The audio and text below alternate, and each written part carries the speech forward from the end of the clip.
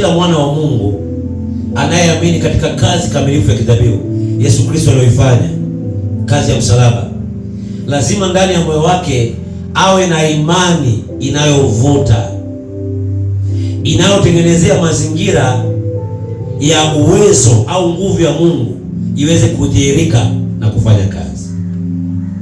Tumeokoka ni sawa, tumejazwa Roho Mtakatifu ni sawa, tunanena kwa lugha mpya ni sawa, lakini kama ndani ya mioyo yetu hakuna imani inayovuta, inayoonekana ndani yetu, ni ngumu ulimwengu wa roho katika namna ya nuru kudhihirisha nguvu za Mungu. Bwana Yesu asifiwe sana. Kwa hiyo imani kwa Kristo ni kivutio. Mathayo sura ya 17 mstari wa 19 na 20, tunaona Yesu Kristo anawaambia wale wanafunzi mara baada ya yule mama kumletea mtoto wake na wanafunzi wake kushindwa kumwombea. Yesu Kristo anawaambia, ni kwa sababu mlipungukiwa imani, imani yenu ilikuwa ni haba, ndio maana mlishindwa kumwombea yule na mapepo kumwachia.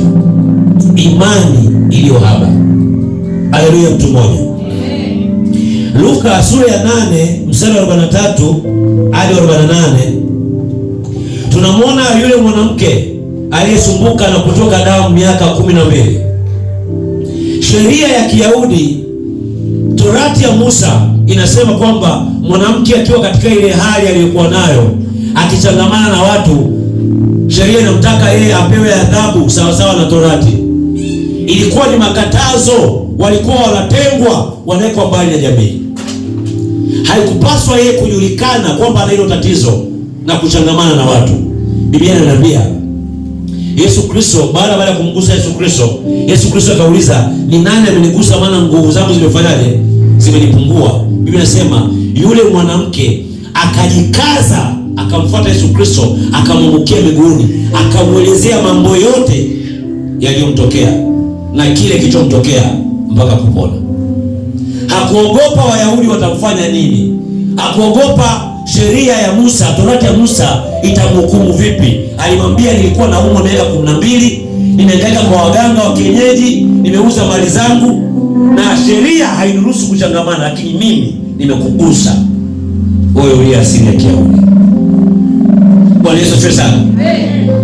Imani yake ilimponya kwa sababu ilikuwa ni ina matendo. Alisema ndani ya moyo wake, nitaenda na nitamgusa, hata kama alikuwa anajua kwamba sheria ya Kiyahudi hairuhusu yeye kuchangamana na kushikana na watu akiwa katika ile hali. Bwana Yesu asifiwe sana. Bwana Yesu asifiwe. Tunaona katika kitabu cha Mathayo sura ya 13 mstari wa 58, Yesu alipotembelea ule mji hakuweza kufanya miujiza mingi kwa sababu ya kutokuamini kwao.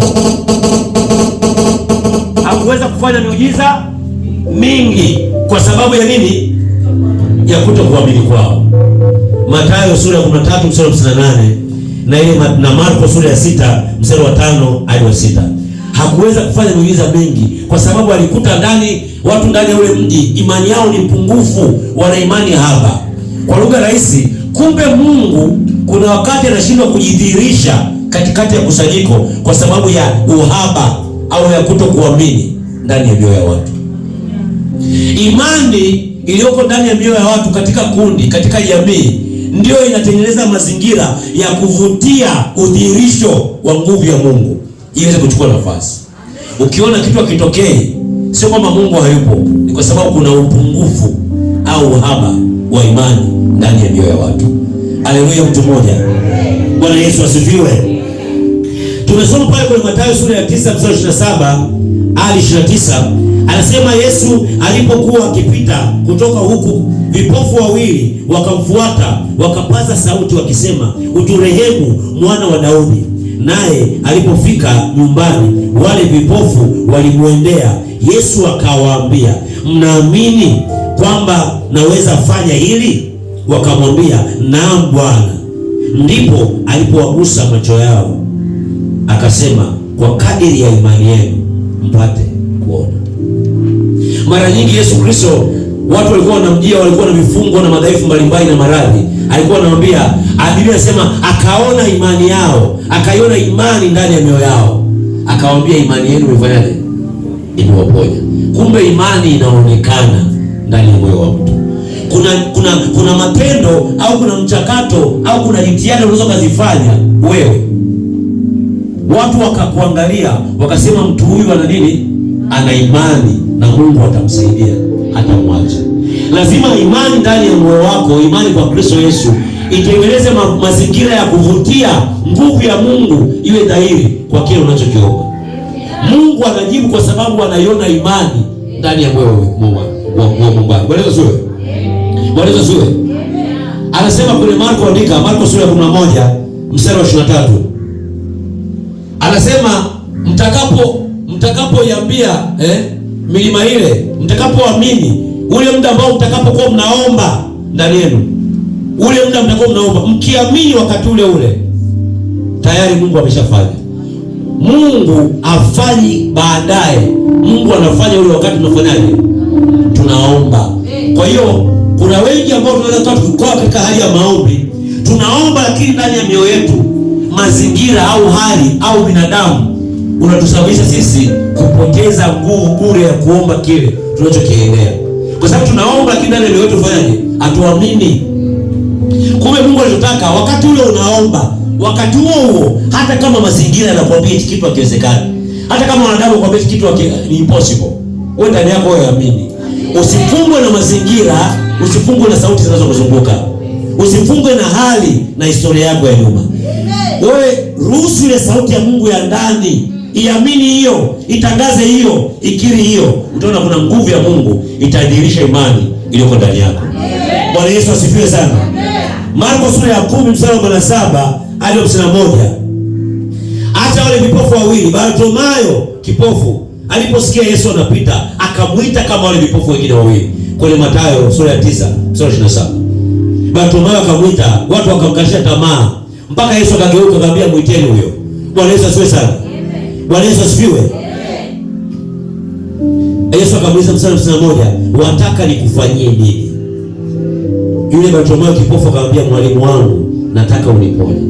Yesu Kristo si mwana wa Mungu, si Mungu aliyevaa mwili. Kwa nini anauliza maswali gizani kama hili? Ni sasa leo mtumishi wa Mungu asimame hapa, anamwona mtu kabisa ni mgonjwa, huyu amezidiwa, yuko mahututi. Anamwona mtu kabisa ana tatizo fulani, ana udhaifu fulani, na vile vile unamuuliza, unataka nikufanyie nini? Unataka nini? Unataka Mungu akufanyie nini? Katika hali ya kibinadamu unaweza kuona kama ni ujinga au kama ni dharau au kama ni upuuzi. Kumbe Mungu anataka kuiona imani ya yule mwenye ule uhitaji. Yeye anaamini nini ndani yake, ili ile imani ndani ya moyo wake itengeneze mvuto wa kuiruhusu hiyo nguvu ya Mungu iweze kuchukua nafasi na uponyaji ukakamilika. Bwana Yesu asifiwe sana. Mathayo sura 20 mstari wa 32 na 33. Kuna vipofu tena wengine wawili, nao walipaza sauti yao, Bwana uturehemu.